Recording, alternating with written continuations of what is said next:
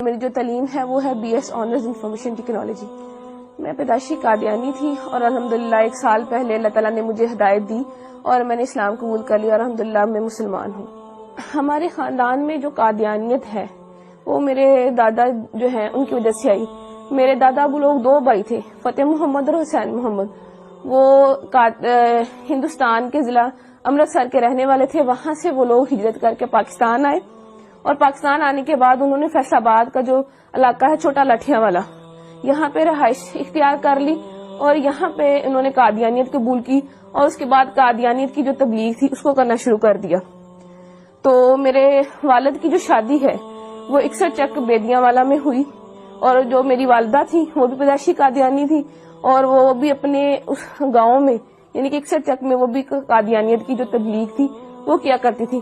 شادی کے بعد بھی انہوں نے ایسا ہی کیا کہ قادیانیت کی تبلیغ کرنا شروع کر دی اور ایسی پرورش جو ہے انہوں نے میری بہنوں کی کی.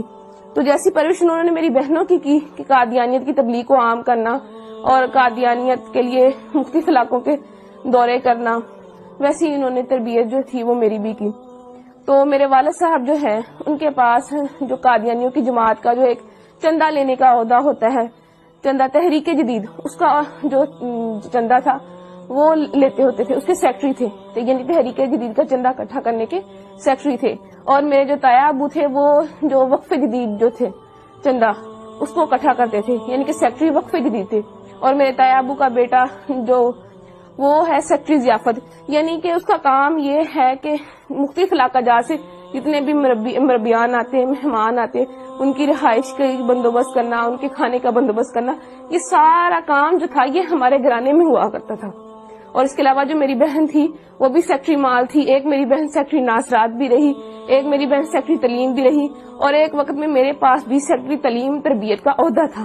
اس کے بعد پڑھائی کی وجہ سے وہ میں نے عہدہ چھوڑ دیا اور میں نے ان کے اسکول میں پڑھانا شروع کر دیا. اور میں نے ان کے اسکول میں تقریباً 2 سال جو ہے ملازمت کی. فیصل آباد میں ان کی بہترین ڈبیٹر تھی. فیصل آباد کی طرف سے سلیکٹیولی یعنی کہ پورے فیصل آباد کو ریپرزینٹ کرنے کے لیے میں ایک دفعہ چناب نگر گئی تقریری مقابلے میں. وہاں وہ جو مقابلہ تھا اس میں میری دوسری پوزیشن آئی. اور اس مقابلے کے بعد ان کے یہاں ایسا ہوتا ہے کہ مقابلے کے بعد جو ہے سوال و جواب کا پروگرام رکھا جاتا ہے. اس سوال و جواب کے پروگرام میں میں نے ان کا جو خلیفہ ہے، موجودہ خلیفہ مرزا مسرور، اس کی بہن جو تھی اس سے میں نے سوال کیا کہ مرزا قادیانی جو ہے اس نے اپنی کتاب میں لکھا ہے کہ میں نے خواب میں دیکھا کہ قرآن کریم میں قادیان کا نام استعمال ہوا ہے، یعنی قرآن کریم میں قادیان کا لفظ آیا ہے. تو میرا آپ سے یہ سوال ہے کہ مجھے دکھایا جائے کہ قرآن کریم میں کہاں قادیان کا لفظ استعمال ہوا ہے. تو یہ میرا جو سوال تھا وہ پرچی پہ لکھ کے میں نے اس کو بھیجا. تو جب اس سوال کی باری آئی تو اس نے جب سوال کھولا تو اس کے پاس سوال کا جواب نہ تھا اور وہ پوچھنے لگے کہ کس نے یہ سوال جو ہے کیا ہے. اس کے بعد ایک اور لڑکی نے سوال کیا تو مرزا مسرور کی بہن کے پاس اس کا بھی جواب کوئی نہ تھا. تو ان کی ہٹ درمی دیکھ لیں کہ بجائے یہ ماننے کے کہ اس لڑکی کو یا مجھے یہ کہہ دیتی کہ میرے پاس اس سوال کا جواب نہیں ہے، میں بعد میں آپ کو کنسلٹ کر کے پڑھ کے ریڈ کر کے میں آپ کو اس کا جواب دے دوں گی، کہنے لگی، آگے سے لڑنا شروع ہو گئی. ایک ان کی قادیانیوں کی اتنی بہت بڑی مبلغہ بن کے آگے سے لڑنا شروع ہو گئی کہ اگر تمہیں زیادہ پتا ہے تو تم میری کرسی پہ آ جاؤ، تم آ کے لوگوں کو سمجھانا شروع کر دو، ایسے ہے ویسے ہے.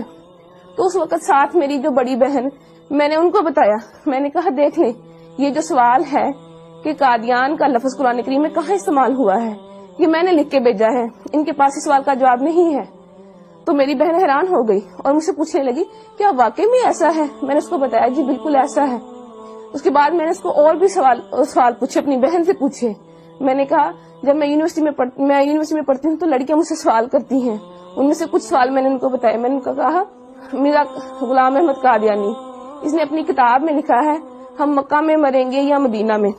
اور حالانکہ مرزا صاحب کی جو وفات ہے وہ تو لاہور میں ہوئی تھی اور ان کو دفنایا قادیان میں گیا. تو میری بہن کہنے لگی کیا واقعی لکھا ہوا ہے؟ میں نے کہا ہاں لکھا ہوا. میں نے کہا پھر جو ہے انہوں نے اپنا ایک کشف جو ہے اس میں لکھا ہوا ہے کہ میں نے خواب میں دیکھا کہ میں خود خدا ہوں اور میں نے یقین کر لیا میں وہی ہوں. تو کہنے لگی کیا واقعی مرزا صاحب نے اپنی کتاب میں ایسا لکھا ہے؟ تو میں نے اس کو بتایا، میں نے کہا ہاں فلاں فلاں کتاب میں فلاں فلاں جگہ پہ لکھا ہوا ہے. تو وہ بڑی پریشان ہوئی. پھر اس کے بعد جب میں واپس گاؤں آئی, میں نے اپنے گھر والوں سے آ کے بھی اس کا تذکرہ کیا. رات کو بیٹھے ہوئے تھے, میرے والد صاحب بھی بیٹھے تھے, میں نے اپنے والد صاحب سے بھی تذکرہ کیا. میں نے کہا ابو ایسے ایسے وہاں پہ جو بھی ہوا میں نے ان کو بتایا. تو میرے ابو پوچھنے لگے کیا واقعی لکھا ہوا ہے. اس کے علاوہ پھر میں نے ان کو اور بھی حوالہ جات دیے, جیسے کہ مرزا صاحب نے مسلمانوں کو گالیاں دی ہیں, یا مرزا صاحب نے یہ کہا ہے کہ اللہ تعالیٰ نے میرے گھر پیدا ہونا ہے. تو یہ باتیں ساری سن کے میرے ابو بہت پریشان ہو گئے. اس کے بعد جو تھا میری امی نے وہ ہمیں اس ٹاپک پہ بات کرنے سے منع کر دیا. میرے اسلام قبول کرنے کی وجہ کچھ یوں بنی کہ میں نے تعلیم مکمل کرنے کے بعد ایک اسکول میں جو ہے بطور ٹیچر انٹرویو دیا اور وہاں میری سلیکشن ہو گئی. ایک دن ہم بریک کے وقت بیٹھے ہوئے تھے تو اچانک مذہبی گفتگو جو تھی وہ شروع ہو گئی. تو ہمارے اسکول کے جو پرنسپل صاحب تھے انہوں نے قادیانیت کے موضوع پہ بات کرنا شروع کر دی. تو چونکہ میں قادیانی تھی تو میں نے بھی اس میں حصہ لینا شروع کر دیا. میں نے بھی ان کو بتایا کہ قادیانیت کے میں فضائل و مراقب جو تھے وہ انہیں بتانا شروع کر دیے, کیا قادیانیت ایسے ہے ویسے ہے, یعنی کہ قادیانیت کی ایک بڑی اچھی تصویر میں نے ان کو بتانا شروع کر دی. لیکن وہ جو تھے پرنسپل صاحب ان کو پتا تھا کہ قادیانیت کیسا کفر ہے, کیسی غلاظت ہے, کیسی گندگی ہے. تو انہوں نے قادیانیت کی جو عقائد تھے وہ بتانے شروع کر دیے کہ قادیانی جو ہے تو نعوذ باللہ مرزا قادیانی خود کو خدا کہتا ہے, خود کو محمد رسول اللہ صلی اللہ علیہ وسلم کہتا ہے, توبہ نعوذ باللہ کلمہ کی توہین کرتا ہے اور مسلمانوں کو گالیاں دیتا ہے, اہل بیت اطہار کی شان میں گستاخی کرتا ہے, صحابہ کی شان میں گستاخی کرتا ہے. جب یہ تمام باتیں میں نے سنی تو میں اتنا ڈر گئی کہ میں بہت زیادہ خوفزدہ ہو گئی, اور مجھے بالکل جو تھا وہ چین نہیں مل رہا تھا کہ کیسے ایک شخص جس کو ہم نبی مانتے ہیں وہ کیسے اتنی گستاخیاں کر سکتا ہے, کیسے اللہ پاک کی شان میں گستاخی کر سکتا ہے, یا آپ صلی اللہ علیہ وسلم کی شان میں گستاخی کر سکتا ہے. تو میں گھر آتی ہوں تو میں سو جاتی ہوں, اور میں نے جب خواب دیکھا تو میں وہ خواب دیکھ کے بہت ڈر جاتی ہوں. خواب کچھ اس طرح ہے کہ میں اپنے گھر کے باہر موجود ہوں, گرمیوں کے دن ہے, سخت گرمی ہے, اور میں گلی میں اکیلی موجود ہوں, میرا سر بھی ننگا ہے اور میرے پاؤں بھی ننگے ہیں. تو میں ڈر کے مارے دوڑنا شروع کر دیتی ہوں کہ مجھے کوئی مار نہ دے. بہت دوڑتی ہوں, بہت دوڑتی ہوں, بہت دوڑتی ہوں, اور پھر جب دیکھتی ہوں اپنے آپ کو ایک قدم بھی میرا آگے نہیں بڑھتا. اس بات سے میں بہت پریشان ہو جاتی ہوں کہ میں نے اتنی محنت کی, اتنی دوڑی, اتنی جو ہے ہمت کی میں نے, لیکن اللہ تعالیٰ نے میرا ایک بھی قدم آگے نہیں بڑھایا. اسی وقت میری آنکھ کھل جاتی ہے اور میں دیکھتی ہوں کہ میرا پورا جسم جو ہے وہ پسینے سے شرابور ہے اور مجھے اپنے آپ سے بہت گندی بدبو آتی ہے. پھر اس کے بعد یہ خواب جو ہے مجھے متواتر آیا, اور جب بھی آتا مجھے ایسے ہی ڈرا جاتا.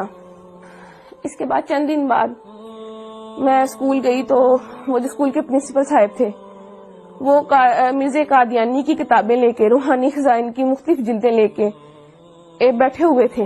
انہوں نے مجھے بلایا اور مجھے کہنے لگے کہ جو جتنی باتیں میں نے تمہیں, یعنی کہ جتنے قادیانیوں کے عقائد میں نے تمہیں بتائے ہیں, اگر میں تمہیں ان کتابوں سے دکھا دوں تو کیا تم یقین کر لو گی؟ میں نے انہیں کہا جی میں ضرور یقین کروں گی. تو انہوں نے جو ہے کتابیں کھولی اور جتنی باتیں وہ مجھے جو میں نے آپ سے پہلے بیان کی انہوں نے مجھے مرزا قادیانی کی کتابوں میں سے دکھائیں, اور وہ کتابیں مرزا قادیانی کی لکھی ہوئی تھی. روا کی جو ہے ضیاء الاسلام پریس وہاں سے شائع ہوئی تھی. اس کے بعد جو ہے میری ملاقات, جو میرے دماغ میں شکوک و شبہات تھے یا سوالات تھے تو ان کو دور کرنے کے لیے میری جو ملاقات تھی وہ ایک سابق قادیانی جو کہ اب مسلمان ہو چکے ہیں اور ختم نبوت کے بہت بڑے مبلغ ہیں, عرفان محمود برق صاحب, ان سے میری ملاقات ہوئی. تو انہوں نے جتنے بھی میرے شکوک و شبہات تھے وہ سارے دور کیے, اور قادیانیت کی جو غلاظتیں تھی جو مجھ پہ نہیں کھلی تھی وہ کھول کر مجھے بیان کی. اور ان کی جو کتاب تھی قادیانیت سائنس و اسلام کے کٹہرے میں, انہوں نے مجھے وہ پڑھنے کے لیے دی. تو اس کو پڑھ کے جتنے بھی میرے دماغ میں سوالات تھے وہ سارے کے سارے وہ ختم ہو گئے. تو اس کے بعد پھر میں نے مرزا قادیانی پہ اور قادیانیت پہ کروڑوں لعنتیں بھیجنے کے بعد آپ صلی اللہ علیہ وآلہ وسلم کی غلامی میں آ گئی اور کلمہ طیبہ پڑھ کے اسلام قبول کر لیا. اس کے بعد جب میں گھر گئی میں نے اللہ تعالیٰ سے جا کے دعا کی کہ اللہ تعالیٰ مجھے کوئی رستہ بتا, کہ مجھے کوئی ایسا نشان دکھا کہ مجھے پتہ چل سکے کہ میں نے آج جو کیا میں سچ پہ ہوں, میں حق پہ ہوں. تو میں جو ہے میں سو گئی. تو میں نے وہی خواب جو میں پہلے دیکھتی تھی اور میں ڈر جاتی تھی، وہی خواب مجھے دوبارہ آیا کہ میں اپنے گھر کے باہر موجود ہوں، گرمیوں کے دن ہے، سخت گرمی ہے، اور میں ڈر کے مارے بھاگنا شروع کر دیتی. لیکن اس دفعہ معاملہ جو تھا وہ الٹ ہو گیا کہ جب میں ڈر کے مارے میں بھاگنا شروع ہوئی تو بھاگتے بھاگتے ایک میں پکی سڑک پہ پہنچ گئی. تو میرا سر جو پہلے ننگا ہوتا تھا اس پہ ایک سفید چادر آ گئی خود بخود، اور میں نے دیکھا کہ میرے سامنے ایک شخص احرام باندھے کھڑا ہے. جب میں نے اپنی نظریں اوپر اٹھائیں تو میں نے سبز گنبد اور مینار کو پایا. تو اس کے بعد میری آنکھ کھل جاتی ہے اور مجھے اپنے آپ سے جو جہاں پہلے پسینے کی بدبو آتی تھی، اب مجھے اپنے آپ سے اتنی اچھی خوشبو آنے لگی.